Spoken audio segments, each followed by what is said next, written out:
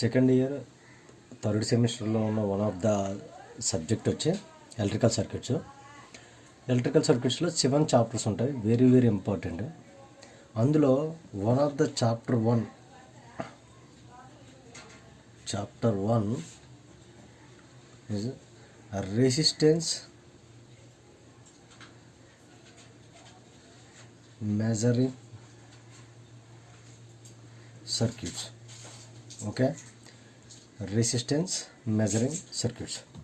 So నేను first of all basic point చెప్తాను, చాలా చాలా ఇంపార్టెంట్ ఈ బేసిక్ పాయింట్స్ అనేవి. దాన్ని బట్టే నెక్స్ట్ చాప్టర్ అనేది ఆ చాప్టర్లో కీ పాయింట్స్ ఏంటనేవి మీకు ఇంపార్టెంట్ అనేవి ఏవైతే ఇంపార్టెంట్ ఉన్నాయో అవి యూజ్ అవుతాయి. సో ఫస్ట్ చాలా జాగ్రత్తగా ఉండండి, ఇందులో తెలిసిపోతుంది రెసిస్టెన్స్ మెజరింగ్ సర్క్యూట్స్. రెసిస్టెన్స్ని మెజర్ చేసే సర్క్యూట్స్. ఓకేనా? ఓకే, అంటే ఈ డివైజెస్ యూజ్ చేసి రెసిస్టెన్స్ని మెజర్ చేస్తాం, లేక ఏ మెథడ్స్ని యూజ్ చేసి రెసిస్టెన్స్ని మెజర్ చేస్తాం అనేది ఇప్పుడు తెలుసుకోవాలి. ఓకే, ఫస్ట్ పాయింట్ వచ్చి what is meant by resistance. నేను ఆల్రెడీ చెప్పాను, ఫస్ట్ కీ పాయింట్స్ అసలు ఏంటి అనేది చాప్టర్లో డిస్కషన్ మాత్రమే అవుతుంది, తర్వాత చాప్టర్లోకి వెళ్తాం. ఈ ఫస్ట్ అర్థమైతేనే నెక్స్ట్ దానికి మనం ఈజీగా అర్థం అవ్వడానికి ఛాన్సెస్ ఉంటాయి. What is meant by resistance. Resistance is a property, means resistance is a property which opposes the flow of current. చాలా చాలా important, flow of current through them. ఓకేనా? resistance is a property which opposes the flow of current through them. అంటే తన గుండా flow అయ్యే కరెంట్ని ఈ resistance అనే ప్రాపర్టీ అపోజ్ చేస్తుందంట. Okay, suppose this is the one of the conductor, whether copper or aluminium or whatever you want. Okay, ఈ దీనిలోకి ఎప్పుడైతే మనం స్విచ్ ఎస్ ఒక బ్యాటరీని వోల్టేజ్ సోర్స్ని మనం కనెక్ట్ చేసామో, ఓకే, వోల్టేజ్ సోర్స్ వి, ఎప్పుడైతే ఈ స్విచ్ ఎస్ని మనం క్లోజ్ చేసామో కరెంట్ అనేది ఈ సర్క్యూట్ గుండా, అదే కండక్టర్ గుండా ఫ్లో అవుతుంది. ఓకేనా? సో ఫ్లో అయ్యేటప్పుడు ఈ కండక్టర్కున్న రెసిస్టెన్స్ అనే ప్రాపర్టీ వల్ల ఈ కండక్టర్ గుండా ఫ్లో అయ్యే కరెంట్ని అపోజ్ చేస్తుంది. ఓకే, ఆ అపోజ్ చేసే ప్రాపర్టీని రెసిస్టెన్స్ అని అంటామని చెప్తున్నాం. ఓకేనా?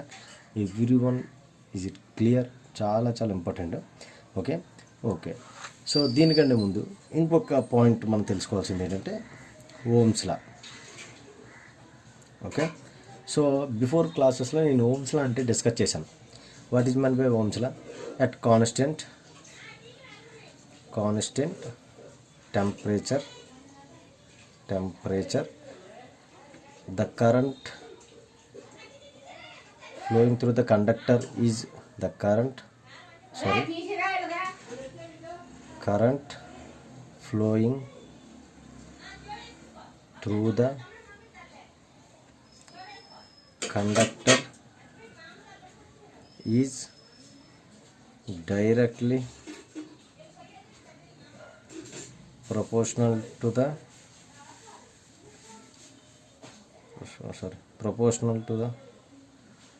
potential difference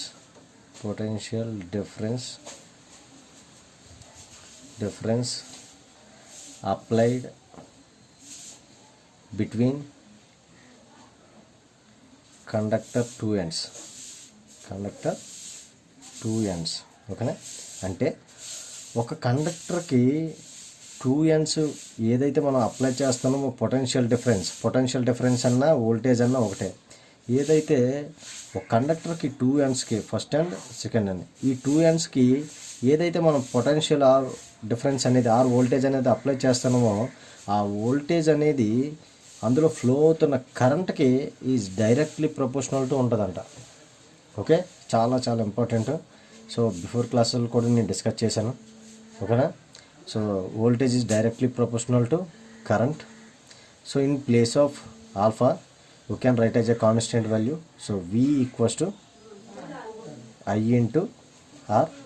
So everyone has to know this formula. Again we can write as a current I equals to V by R. అంటే ఏం లేదు, కరెంట్ని రెసిస్టెన్స్ అనేది మల్టిప్లికేషన్ చేస్తుంది, ఇటువైపు వస్తే డివిజన్ చేస్తుంది. సో వి బై ఆర్, అదే నాకు ఆర్ కావాలి. R equals to V by same రెసిస్టెన్స్ని కరెంట్ మల్టిప్లికేషన్, ఇటువైపు వస్తే డివిజన్ అవుతుంది. So these are the formulas, basic formulas about ohm's law. Okay, so this is the ohm's law. So చాలా చాలా important. At constant temperature, the current flowing through the conductor is directly proportional to the potential difference between two ends. ఓకేనా, చాలా చాలా చాలా చాలా important. So ఇక్కడ one of the point నేను చాలా డిస్కస్ చేసే ముందు ప్రతి ఒక్కరికి తెలియాలి ఏంటి అంటే, సో చూడండి, I equals to V by R. ఓకేనా, వెన్ ఐ ఈక్వల్స్ టు 0 అంటే సర్క్యూట్లోకి ఫ్లో అయ్యే కరెంట్ అనేది 0. కరెంట్ ఎప్పుడు 0 అవుతుంది చూడ, చాలా జాగ్రత్తగా ఉండండి. కండక్టర్ లేదా ఇంకా మీరు ఈజీగా చెప్పాలంటే ఒక రెసిస్టర్, ఇది రెసిస్టర్ సింబలే కదా, రెసిస్టెన్స్ ఆర్ రెసిస్టర్ సింబలే, switch S. Okay, plus and minus voltage V. ఓకేనా, అర్థమవుతుంది కదా. ఇప్పుడు చూడండి, ఎప్పుడు కరెంట్ సర్క్యూట్లో ఈ రెసిస్టెన్స్ గుండా ఫ్లో అయ్యే కరెంట్ అనేది ఎప్పుడు 0 అవుతుందంట, స్విచ్ ఎస్ అనేది ఓపెన్ పొజిషన్లో ఉన్నప్పుడు. స్విచ్ ఎస్ అనేది ఓపెన్ పొజిషన్లో ఉన్నప్పుడు రెసిస్టెన్స్ గుండా ఫ్లో అయ్యే కరెంట్ అనేది 0. అంటే ఒక సర్క్యూట్ అనేది ఓపెన్ పొజిషన్లో ఉన్నప్పుడు, ఓపెన్ కండిషన్లో ఉన్నప్పుడు ఆ సర్క్యూట్ గుండా కరెంట్ ఫ్లో అవుతుంది. మనకి ఈజీగా అర్థం అవ్వాలంటే చూడండి, మన స్విచ్ క్లోజ్ చేస్తేనే బల్బ్లో కరెంట్ ఫ్లో అవుతుంది, బల్బ్ అనేది బ్లింక్ అవుతుంది, మీన్స్ లైట్ అనేది వెలుగుతుంది. అదే స్విచ్ ఎస్ అనేది క్లోజ్ అవ్వకపోతే లైట్ అనేది వెలగదు. సేమ్ స్విచ్ ఎస్ అనేది క్లోజ్ చేస్తేనే కరెంట్ అనేది ఫ్లో అవుతుంది, స్విచ్ ఎస్ క్లోజ్ చేయలేదు అంటే కరెంట్ అనేది 0. ఓకేనా, ఓకే, కరెంట్ అనేది 0 when circuit is open condition. Next, when this is the ideal conditions, current I equals to infinity.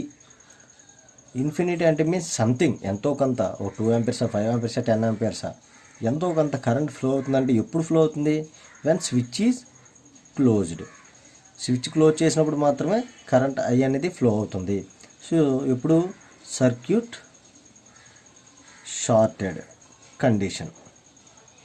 ఓకేనా, చాలా చాలా ఇంపార్టెంట్ పాయింట్, నేను మళ్ళీ చెప్తున్నా. స్విచ్ క్లోజ్ చేస్తేనే కరెంట్ అనేది ఫ్లో అవుతుంది, స్విచ్ అనేది ఓపెన్ చేస్తే కరెంట్ అనేది 0. అర్థమైందా పాయింట్, అర్థమైందా?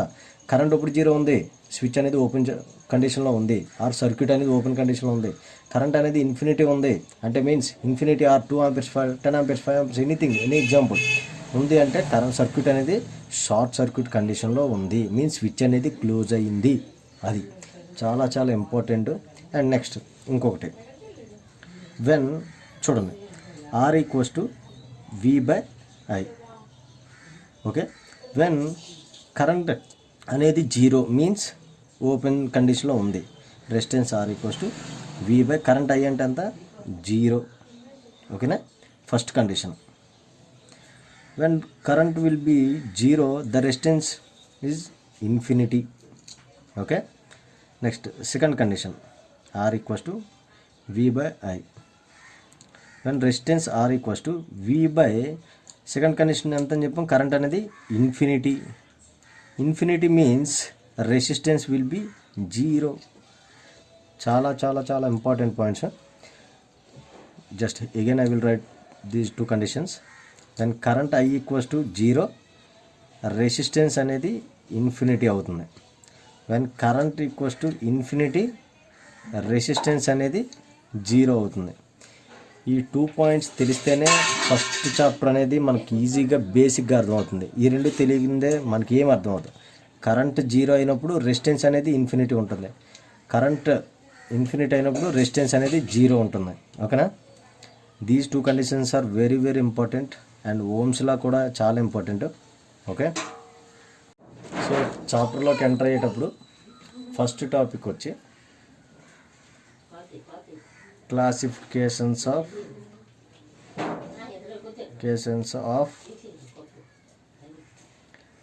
Resistances. Okay, classifications of resistances. There are three types of resistances. చాలా important. Just each one I will explain you. First one, low resistances.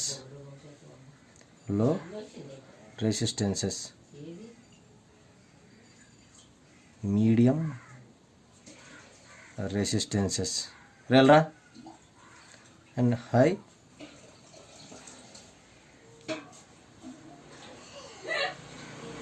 Resistances. So classifications of resistance అంటే ఎన్ని రకాలు ఉన్నాయనేది మనం చెప్తాం. There are 3 types of resistance: low resistance, medium resistance, అలాగే high resistance. So ఏ రెసిస్టెన్స్ని లో రెసిస్టెన్స్ అంటాం, మీడియం రెసిస్టెన్స్ అంటాం, హై రెసిస్టెన్స్ అంటాం. So first one, low resistances. Okay, first one, low resistances.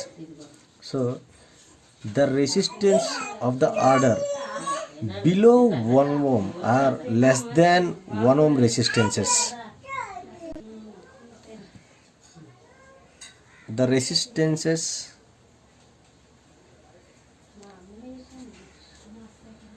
which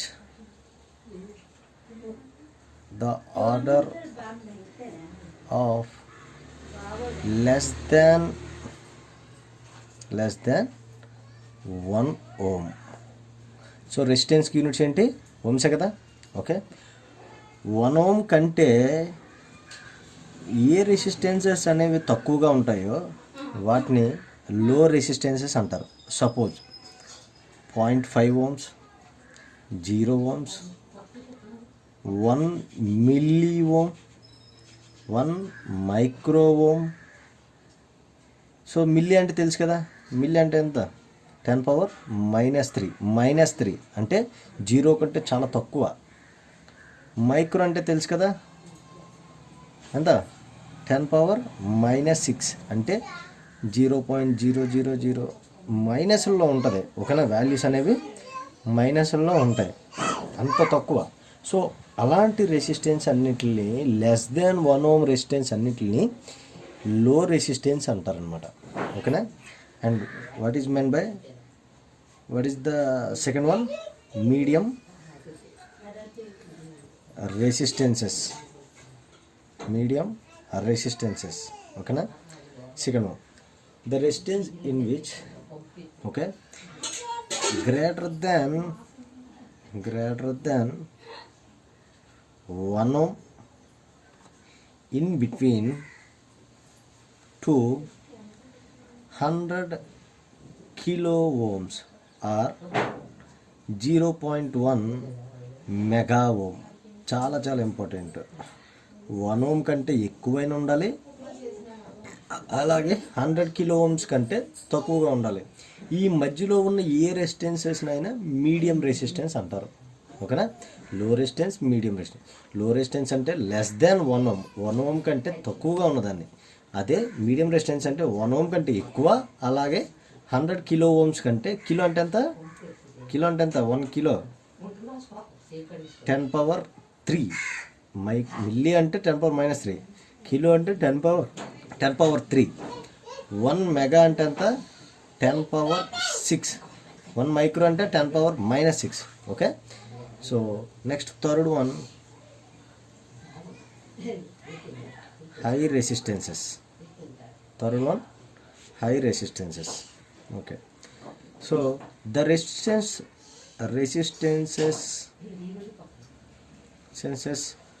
of the order of 100 kilo ohms or 0.1 mega ohm above. Okay. So అంటే వీటికంటే ఎక్కువ. Okay, అది వీటికంటే తక్కువ ఉండి 1 ohm కంటే ఎక్కువ ఉంటే మీడియం రెసిస్టెన్స్, ఇవి లో రెసిస్టెన్స్. ఓకేనా. సో చాలా చాలా చాలా ఇంపార్టెంట్ 3 మార్క్స్ క్వశ్చన్ పక్కాగా. ఓకే, లో resistance, medium resistance, high resistance. Okay, అయితే ఈ లో రెసిస్టెన్స్ అనేవి 1 ఓం కంటే తక్కువ, మీడియం రెసిస్టెన్స్ 1 ఓం కంటే ఎక్కువ, హై రెసిస్టెన్స్ అనేది 0.1 మెగా ఓం కంటే ఎక్కువ అని చెప్పాం. అయితే కొందరు సైంటిస్టులు ఈ రెసిస్టెన్సెస్ని మెజర్ చేయడానికి డిఫరెంట్ మెథడ్స్ అనేవి చెప్పారనమాట. ఆ మెథడ్స్ బట్టే మనం ఫైండ్ అవుట్ చేయగలం. ఆ లో రెసిస్టెన్స్ మెథడ్ని, కొన్ని మెథడ్స్ ఉన్నాయి, ఆ మెథడ్స్ లో రెసిస్టెన్సెస్ని మెథడ్స్ ద్వారా ఈజీగా ఫైండ్ అవుట్ చేయొచ్చు. అలాగే మీడియం రెసిస్టెన్స్ మెజర్ చేయడానికి సమ్ మెథడ్స్ ఉన్నాయి, అలాగే హై రెసిస్టెన్స్ మెజర్ చేయడానికి సమ్ మెథడ్స్ ఉన్నాయి. సో ఫస్ట్ వన్ ఏంటి? Methods used for measurement of resistances. Okay, చూడండి. ఫస్ట్ మెథడ్ ఏంటి? లో రెసిస్టెన్స్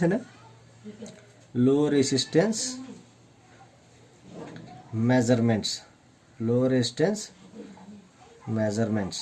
ఓకే, చాలా చాలా ఇంపార్టెంట్ పాయింట్. అయితే ఈ లో రెసిస్టెన్స్ని మెజర్ చేయడానికి we have 3 methods. Okay, we have 3 methods. ఏంటి ఆ మెథడ్లు? First one, okay, ammeter voltmeter method. Okay, నేను అన్ని మెథడ్స్ రాస్తాను, బట్ మీరు అట్ ద సేమ్ టైం నోట్స్లో కూడా కాపీ చేసుకోండి. Second one, Kelvin's double bridge method.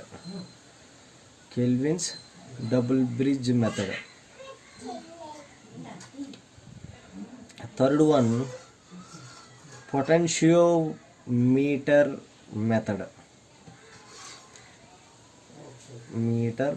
చాలా చాలా ఇంపార్టెంట్ అమ్మా. Ammeter voltmeter method, Kelvin double bridge method, potentiometer method. ఓకేనా? సో దీస్ 3 మెథడ్స్, ఈ 3 మెథడ్ని యూజ్ చేసి లో రెసిస్టెన్స్ని మనం ఫైండ్ అవుట్ చేయొచ్చు. ఓకేనా? ఇప్పుడు సెకండ్ మెథడ్ వచ్చి medium resistance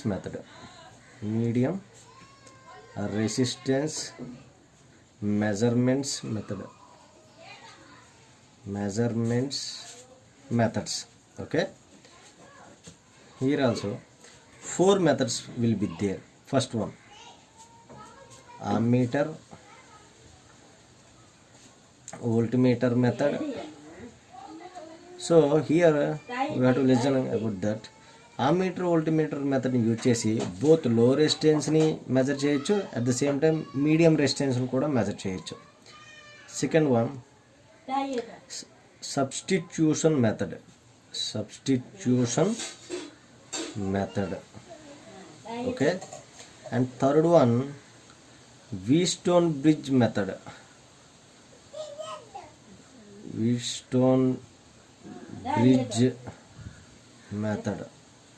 okay, and fourth one, ohm meter method. Okay, చాలా చాలా ఇంపార్టెంట్. మీడియం రెసిస్టెన్స్ని మెజర్ చేసే మెథడ్స్ ఏమున్నాయి? Ammeter voltmeter method, substitution method, Wheatstone bridge method, ohm meter method. ఇవి ఆల్రెడీ మనం పొటెన్షియోమీటర్ కానీ వీట్స్టోన్ బ్రిడ్జ్ మెథడ్ కానీ ఇవన్నీ మన 10th క్లాస్ ఫిజిక్స్లో ఉంటాయి. ఓకేనా? ఓకే, నెక్స్ట్ థర్డ్ వన్ వచ్చి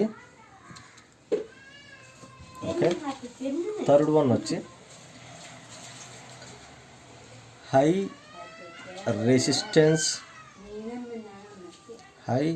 రెసిస్టెన్స్ మెజర్మెంట్స్. ఓకేనా? High resistance measurements. Here also there are 4 types of methods. First one,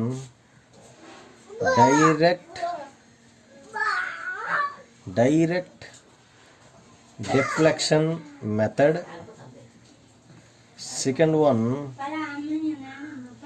loss of charge method. loss of charge method, and third one mega ohm bridge method,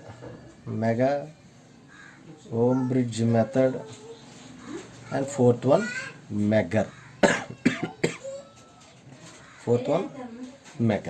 Okay, these are the methods to finding the high resistances. Okay, out of just you have to listen that. So ఇవి methods అని చెప్పాను. లో రెసిస్టెన్స్ని measure చేయడానికి 3 methods ఉన్నాయి, medium resistance measure చేయడానికి 4 methods ఉన్నాయి, high resistance మెథడ్ని measure చేయడానికి 4 మెథడ్స్ ఉన్నాయి. ఎలా ఈ మెథడ్లో ఏ మెథడ్ని యూజ్ చేసినా మనం మెజర్ చేయొచ్చు. But out of these methods some methods are very important to finding the resistances. ఏ రెసిస్టెన్స్ని మనం మెజర్ చేయాలనుకున్నా ఆ మెథడ్స్ అనేవి చాలా యూజ్ అవుతాయి. ఓకే, బట్ మీ సిలబస్ పాయింట్ ఆఫ్ వ్యూలోకి వచ్చేసరికి మీ థర్డ్ సెమిస్టర్లో ఫస్ట్ చాప్టర్స్ వచ్చేసరికి లో రెసిస్టెన్స్ మెజర్ చేయడానికి పొటెన్షియోమీటర్ మెథడ్ని యూజ్ చేసేది సిలబస్లో ఇచ్చాడు. ఓకే, అలాగే మీడియం రెసిస్టెన్స్ మెజర్ చేయడానికి ఓమ్ మీటర్ మెథడ్ ఇచ్చాడు. అలాగే ఫోర్త్ వన్ హై రెసిస్టెన్స్ని మెజర్మెంట్ చేయడానికి మెగ్గర్ని యూజ్ చేసే method me syllabus point of వ్యూలో ఇచ్చాడు. ఓకేనా, 3 మెథడ్లు ఇచ్చాడు, potentiometer method, ohm meter method, మెగ్గర్ method. ఈ 3 మెథడ్లు మీకు అంటే ఒక్కొక్క దానిలో ఒక్కొక్క మెథడ్, లో రెసిస్టెన్స్లో, మీడియం రెసిస్టెన్స్లో, హై రెసిస్టెన్స్లో ఒక్కొక్క దానిలో ఒక మెథడ్ ఇచ్చాడు. అవి మనకి సిలబస్ పాయింట్ ఆఫ్ వ్యూలో ఇచ్చాడు, అవే మనం నేర్చుకోవాలి. అవి నేర్చుకుంటే 3 మెథడ్లు నేర్చుకుంటే సరిపోతుంది. ఓకేనా, ఓకే. సో ఫస్ట్ ఇది మనం డిస్కస్ చేసేటప్పుడు దీనిలో ఫస్ట్ది వచ్చి ఓమ్ మీటర్.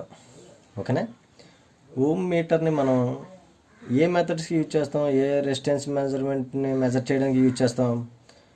మీడియం రెసిస్టెన్సెస్ని మెజర్ చేయడానికి యూజ్ చేస్తాం. మీడియం రెసిస్టెన్స్ అంటే ఎక్కడి నుంచి ఎక్కడి వరకు? 1 ఓం కంటే ఎక్కువ, గ్రేటర్ దాన్ 1 ఓం. అలాగే 100 కిలో ఓమ్స్ కంటే తక్కువ. ఓకేనా, 100 kilo ohms or 0.1 mega ohms కంటే తక్కువ. ఓకేనా, సో ఈ ఓమీటర్ అనేది మీడియం రెసిస్టెన్స్ని మెజర్ చేయడానికి యూజ్ అవుతుంది. ఆ మీడియం రెసిస్టెన్స్ అంటే ఏంటి? 1 ఓం కంటే ఎక్కువ, 100 కిలో ఓమ్స్ కంటే తక్కువ. ఓకేనా, సో దీనిలో first of all basic diagram, కొన్ని ఇంపార్టెంట్ పాయింట్స్ ఉంటాయి కదా అని మనం తెలుసుకోవాల్సినవి. బేసిక్ డయాగ్రామ్, అలాగే principle of operation, third one working. ఓకేనా, సో ఈ 3 నేర్చుకోవాలి పక్కగా. ఓకే, డయాగ్రామ్ ఒకటి, ఆపరేషన్ ఒకటి, వర్కింగ్ ఒకటి. ఓకే, చాలా చాలా ఇంపార్టెంట్ పాయింట్స్, ఈ 3 పక్కాగా నేర్చుకోవాల్సిందే. Okay, first of all diagram గీస్తాను చూడండి. ఓకే, మీకు ఈజీగా నేను డయాగ్రామ్ గీస్తూ చెప్తాను, మీరే అర్థం చేసుకోవాలి. ఓకే, అంటే వింటే మీకు అర్థమైపోద్ది. So first of all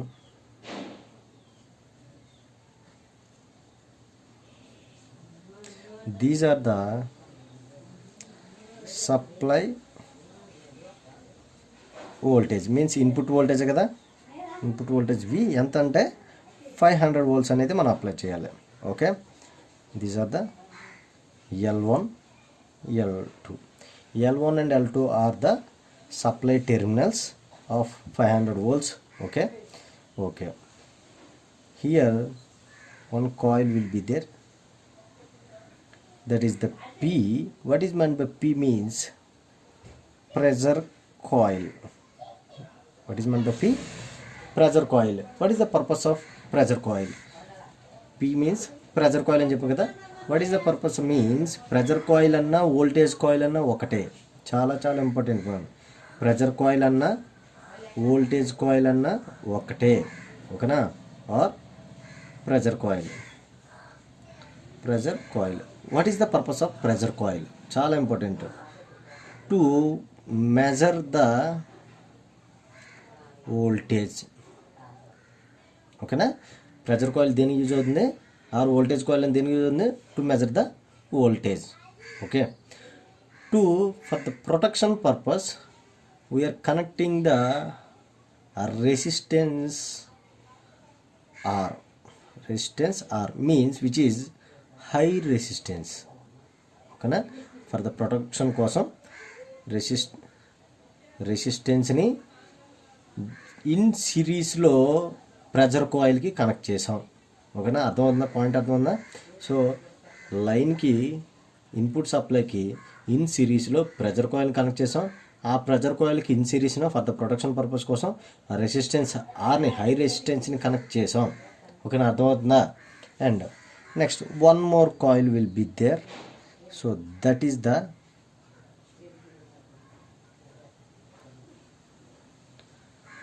this is the C. What is meant by C? C means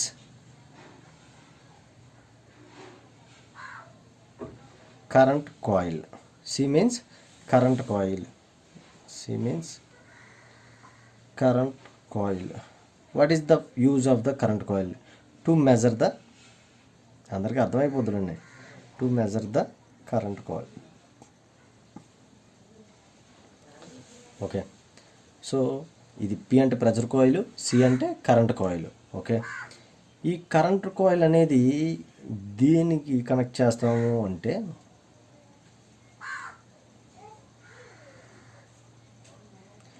it will be connected in between unknown resistance. Sir what is mean by unknown resistance అంటే ఏంటి? ఇప్పుడు ఏదైనా ఒక conductor ఉంది, ఆ కండక్టర్కి నేను suppose ఇది ఉంది, ఇది ఒక రెసిస్టర్ ఉంది. ఈ రెసిస్టర్ వాల్యూ నేను ఇప్పుడు మెజర్ చేయాలి, దీని యొక్క రెసిస్టెన్స్ వాల్యూ నేను మెజర్ చేయాలి. సో మెజర్ చేయాలంటే ఏం చేయాలి? ఈ రెసిస్టర్ని ఎలా తీసుకొచ్చి ఈ పాయింట్స్లో కనెక్ట్ చేయాలి. ఓకేనా? అర్థమవుందా? మనం ఏదైతే మనకి అన్నోన్ అంటే ఏంటి? ఇప్పుడు తెలిసిన పర్సన్ నోన్ పర్సన్ అంటాం, తెలియలేని పర్సన్ అన్నోన్ పర్సన్ అంటాం. అలాగే ఈ రెసిస్టర్ వాల్యూ అనేది దీని యొక్క రెసిస్టెన్స్ వాల్యూ అని నాకు తెలియదు. సో కనుక దీన్ని అన్నోన్ రెసిస్టెన్స్ అంటాం. ఈ అన్నోన్ రెసిస్టెన్స్ని AB. సో ఈ అన్నోన్ రెసిస్టెన్స్ని ఎలా తీసుకొచ్చి ఇక్కడ కనెక్ట్ చేస్తాం.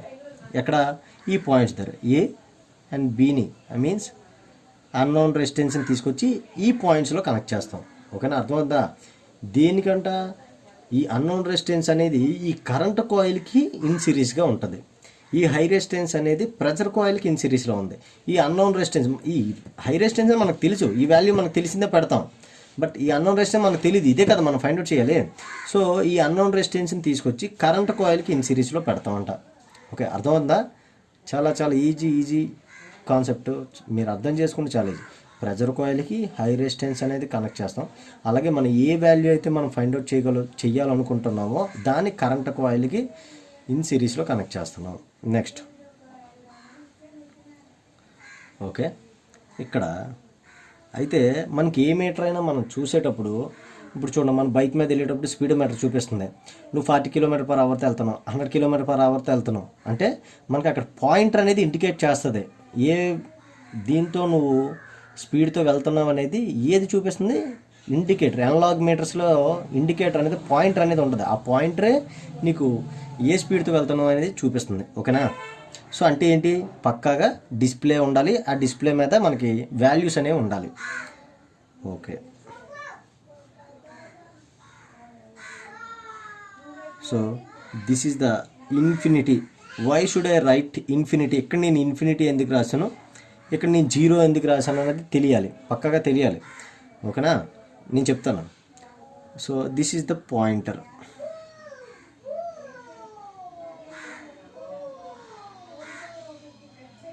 ఓకే, డయాగ్రామ్ కొంచెం అటు ఇటుగా అయినా అర్థం చేసుకోండి, మీరు ఆల్రెడీ చూసే ఉంటారు కాబట్టి. So 200, 500, 1 kilo. 1 kilo అంటే ఎంత? 1000 కదా. 2K, 5K, ఇలా. ఓకేనా? So this is the called as a pointer. Okay, pointer ఏం చేస్తుంది? ఏ వాల్యూ అయితే మనం ఇక్కడ పెట్టామో ఆ వాల్యూని ఇది మెజర్ చేస్తుంది. ఓకేనా? So this is the measured value లేదా 200 ఓమ్స్ ఉందా, ఈ అన్నోన్ రెసిస్టెన్స్ అనేది 200 ఓమ్స్ ఉందా, 500 ఓమ్స్ ఉందా, 1 కిలో ఓమ్ ఉందా అనేది ఈ పాయింటర్ అనేది ఇండికేట్ చేస్తుంది. This is the basic diagram. ఓకేనా. Supply voltage, pressure coil, high resistance in series connection, current coil is in series with unknown resistance, and this one pointer, this is the measured value, showed value. Okay, so if everyone అర్థం అవ్వాలి పక్కాగా. Okay, so ఈ pointer అనేది ఈ current coil, ఈ pressure coil మధ్య జరిగే ఈ మ్యాగ్నెటిక్ ఫీల్డ్ వల్ల డిఫ్లెక్ట్ అవుతుంది. ఎలా అన్నది నేను చెప్తాను. ఓకేనా. ఈ కరెంట్ కాయిల్, మ్యాగ్నెటిక్ కాయిల్లో ఫ్లో అయ్యే కరెంట్ వల్ల ఈ పాయింటర్ అనేది డిఫ్లెక్ట్ అవుతుంది. So first of all diagram వరకు చూడండి. ఈ ప్రిన్సిపల్ ఆఫ్ ఆపరేషన్ వర్కింగ్ నేను చెప్తాను. సో ఇది అర్థమైంది కదా ప్రతి ఒక్కరికి. ఓకే ఓకే అయితే ఇప్పుడు దాకా మనం ఇదంతా చెప్పని డిస్కస్ చేసాం. ఒక పాయింట్ చాలా జాగ్రత్తగా వినండి. నెక్స్ట్ వచ్చి working of basic ohm meter, working గురించి మాట్లాడుతాను. ఓకేనా. సో చాలా జాగ్రత్తగా ఉండండి. నేను ఎక్కడ చూసి నీకు ఎక్స్ప్లెయిన్ చేస్తాను. Okay. Suppose when supply is given, current అనేది ఇలా ఫ్లో అవుతుంది. ఇలా ఫ్లో అయ్యేటప్పుడు ఇది ఇక్కడ ప్యారలల్ పొజిషన్లో ఉంది కాబట్టి ఒకటి ప్రెజర్ కాయిల్ గుండా కరెంట్ ఫ్లో అవుతుంది. At the same time current coil గుండా కరెంట్ కూడా ఫ్లో అవుతుంది. ఓకేనా. సో దీనిలో ఫ్లో అయ్యే కరెంట్ సపోజ్ ఐపీ అనుకోండి, దీనిలో ఫ్లో అయ్యే కరెంట్ ఐసీ అనుకోండి. ఓకేనా. సో సప్లై వోల్టేజ్ ఎప్పుడైతే ఇచ్చామో కరెంట్ అనేది ఇలా ప్రెజర్ కాయిల్ గుండా ఫ్లో అవుతుంది, కరెంట్ కాయిల్ గుండా ఫ్లో అవుతుంది అనుకుందాం. ఓకే. సో ఫస్ట్ చాలా చాలా ఇంపార్టెంట్ పాయింట్, ఒకవేళ ప్రెజర్ కాయిల్లోకి ఐపీలోకి ఫ్లో అయ్యే కరెంట్ అనేది 0 అనుకోండి. అంటే ఇందులోకి ఏ కరెంట్ ఫ్లో అవ్వలేదు, ఏదో సంథింగ్ అంటే ఏ షార్ట్ సర్క్యూట్ అయ్యో మీన్స్ ఓపెన్ సర్క్యూట్లోనే కదా కరెంట్ ఫ్లో అవుతుంది. ఏదో విధంగా కరెంట్ అనేది ఇందులో ఫ్లో అవ్వలేదు. ఓన్లీ ఎలా ఫ్లో అవుతుంది, కరెంట్ కాయిల్ గుండా మాత్రమే ఫ్లో అవుతుంది. అర్థమవుతుందా. కరెంట్ కాయిల్ గుండా మాత్రమే ఫ్లో అవుతుంది. ఓకే. ఎప్పుడైతే ఈ కరెంట్ అనేది ఇలా వచ్చిందో, ఇలా కరెంట్ కాయిల్ గుండా ఫ్లో అవుతుందో, సో నేను ఫస్ట్ ఇయర్ క్లాసెస్లో నేను ఒకటి చెప్పాను ఆల్రెడీ.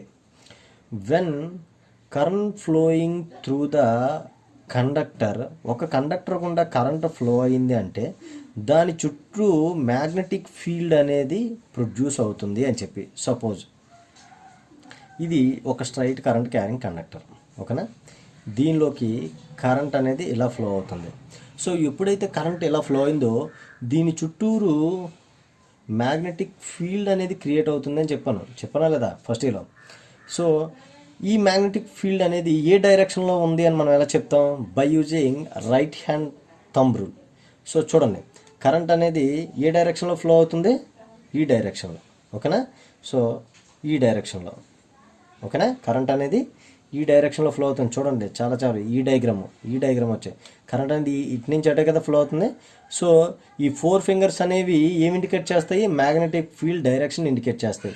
సో ఇలా వస్తుందన్నమాట. ఓకేనా. అంటే చూడండి, ఇది ఇలాగా అంటే కింద నుంచి పైకి వస్తున్నట్టు, ఇలాగా కింద నుంచి పైకి వస్తున్నట్టు. ఓకేనా. అర్థమైందా. ఒక స్ట్రైట్ కండక్టర్లో కరెంట్ ఎప్పుడైతే ఫ్లో అయిందో దాని చుట్టూరు మ్యాగ్నెటిక్ ఫీల్డ్ క్రియేట్ అవుతుంది.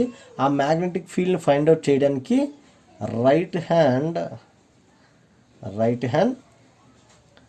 థంబ్ రూల్ అనేది యూజ్ అవుతుందని చెప్పాను. ఓకేనా. సో ఈ రైట్ హ్యాండ్ థంబ్ రూల్ అనేది, ఈ థంబ్ అనేది కరెంట్ డైరెక్షన్. ఓకేనా. ఇది ఆల్రెడీ డిస్కస్ చేసాం నేను, అందుకే first year 4th chapter and 5th chapter important చదవమని చెప్పాను.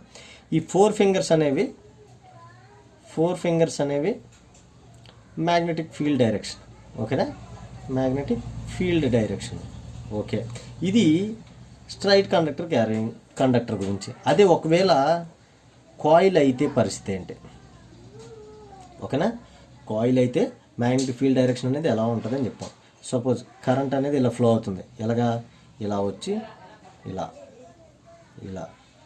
అంటే అర్థమేంటి చూడండి, ఇలా వచ్చి ఇలా పైకి వెళ్తుంది. ఓకేనా.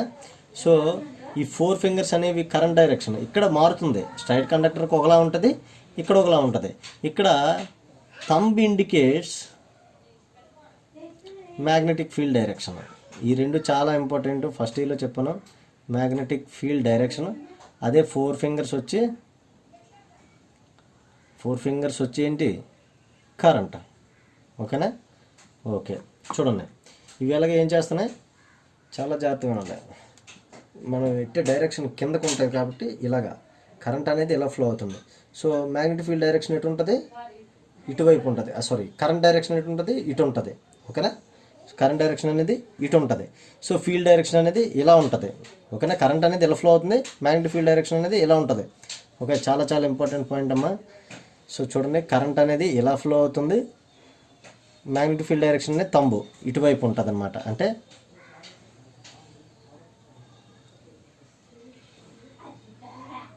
సో చూడండి, కరెంట్ అనేది ఇలా ఫ్లో అవుతుంది కాబట్టి మ్యాగ్నెటిక్ ఫీల్డ్ డైరెక్షన్ అనేది ఇటువైపు ఉంటుంది. అంటే ఇలా వచ్చి మళ్ళీ ఇలా. ఓకేనా? ఇవి ఆల్రెడీ నేను ఫస్ట్ ఇయర్లో డిస్కస్ చేసిన, ఎందుకనేది ఒకసారి చూడండి. ఓకే, ఇప్పుడు ఇక్కడికి రండి. ఎప్పుడైతే ప్రెజర్ కాయిల్లో కరెంట్ ఫ్లో అవ్వట్లేదు, ఓన్లీ కరెంట్ కాయిల్లోకి మాత్రమే ఫ్లో అవుతుంది. సో కరెంట్ అనేది చూడండి ఎలా ఫ్లో అవుతుంది, ఇలా వచ్చి ఇలా వెళ్ళి ఇలా వచ్చి అంటే కరెంట్ డైరెక్షన్ అనేది కిందకు ఉంటుంది. ఓకేనా? ఓకే, ఇప్పుడు ఈ వేలు పెట్టండి.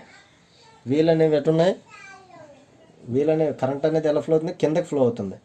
ఓకేనా? ఫోర్ ఫింగర్సే కదా, ఆల్రెడీ చెప్పాం. ఫోర్ ఫింగర్స్ అనేవి ఏం ఇండికేట్ చేస్తాయి, కరెంట్ డైరెక్షన్ ఇండికేట్ చేస్తుంది. తంబు అనేది మ్యాగ్నెటిక్ ఫీల్డ్ డైరెక్షన్ ఇండికేట్ చేస్తుంది. ఎప్పుడైతే కరెంట్ అనేది ఎటు ఉంది, కిందకే కదా ఉంది. సో కరెంట్ అనేది కిందకి ఫ్లో అవుతుంది, ఇలా కింద ఫ్లో అవుతుంది. సో తంబు అనేది ఏం చేస్తుంది, మ్యాగ్నెటిక్ ఫీల్డ్ని క్రియేట్ చేస్తుంది. సో చూడండి,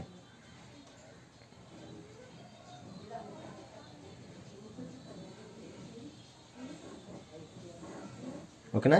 సో మ్యాగ్నెటిక్ ఫీల్డ్ అనేది ఎలా ఉంది, ఇటు సైడ్ కదా ఉంది.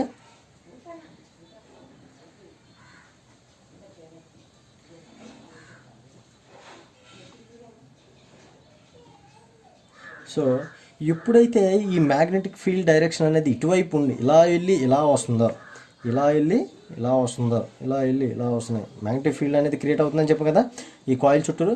ఈ మ్యాగ్నెటిక్ ఫీల్డ్ డైరెక్షన్ అనేది ఎలా ఉందో, ఈ పాయింటర్ అనేది క్లాక్ వైజ్ డైరెక్షన్లో, అంటే ఇలా కిందకి మూవ్ అవుతుందండి. అంటే ఎక్కడి వరకు, 0 వరకు మూవ్ అవుతుందండి. అర్థమవుతుందా పాయింట్? అర్థమవుతుందా?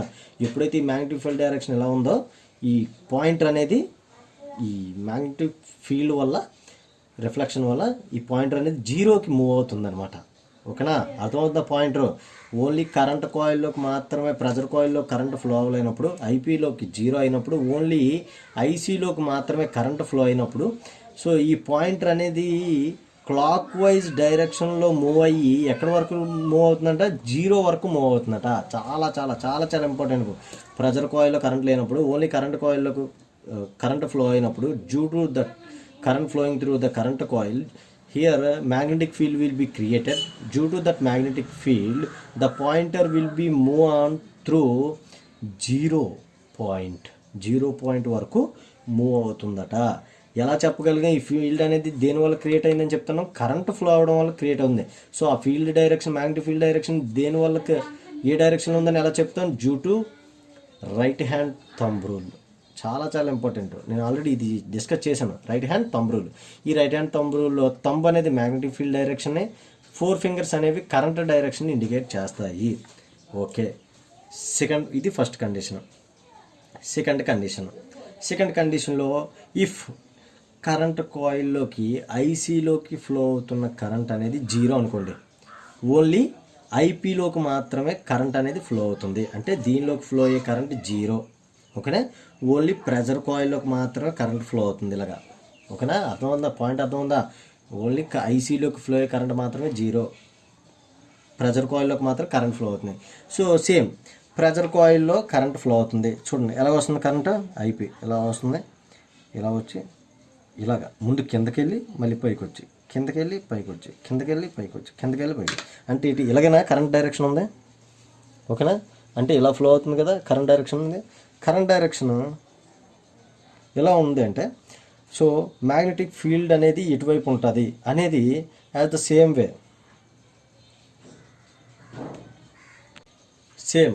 ఇక్కడ కూడా ప్రెజర్ కాయిల్ డైరెక్షన్ చూడండి. ప్రెజర్ కాయిల్ డైరెక్షన్ బట్టే సో తంబ్ అనేది ఇండికేట్ చేస్తుంది మ్యాగ్నెటిక్ ఫీల్డ్ డైరెక్షన్. సో దీని చుట్టూరు మ్యాగ్నెటిక్ ఫీల్డ్ అనేది క్రియేట్ అవుతుంది. ఓకే, సో అంటే ఇది జీరో, ఇక్కడే ఉండదు, ఇటువైపు నుంచి మాత్రమే మ్యాగ్నెటిక్ ఫీల్డ్ డైరెక్షన్ అనేది ఉంటుంది.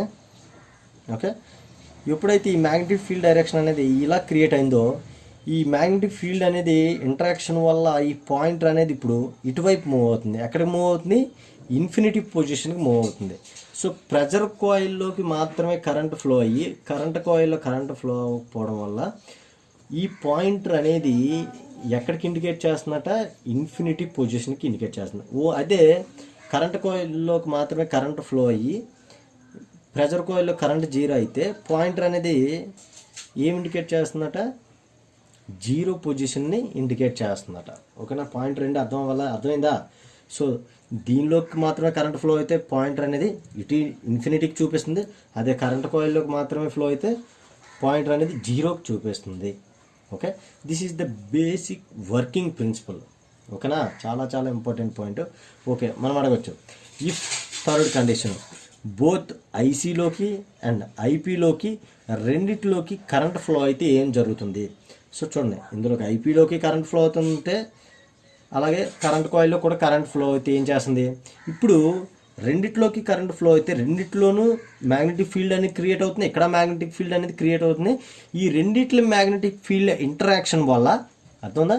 ఈ రెండిట్ల మ్యాగ్నెటిక్ ఫీల్డ్ ఇంటరాక్షన్ వల్ల పాయింటర్ అనేది ఏ రెసిస్టెన్స్ అయితే మనం మెజర్ చేస్తామో ఆ రెసిస్టెన్స్ వాల్యూ దగ్గర ఆగుతుంది. పాయింటర్ అనేది ఇండికేట్ చేస్తుంది. ఓకేనా? రెసిస్టెన్స్ ఎప్పుడైతే కరెంట్ కాయిల్లోకి అలాగే ప్రెజర్ కాయిల్లో కరెంట్ ఫ్లో అయిందో పాయింటర్ అనేది రిక్వైర్డ్ ఆర్ మెజర్డ్